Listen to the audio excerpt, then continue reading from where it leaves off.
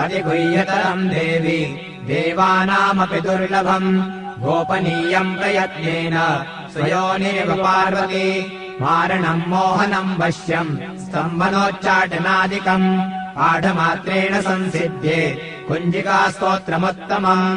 ॐ ऐं ह्रीं क्लीं चामुण्डायै विच्चे ॐ ग्लौं हूं क्लीं जूं सः ज्वालय ज्वालय ज्वल ज्वल प्रज्वल प्रज्वल ऐं ह्रीं क्लीं चामुण्डायै विच्चे ज्वल हं सं लं शं फट् स्वाहा नमस्ते रुद्ररूपिण्यै नमस्ते मरुमर्दिनि नमः कैटवहारिण्यै नमस्ते महिषादिनि नमस्ते शुम्भहन्त्रै च निशुम्भासुरघातिनि जागतम्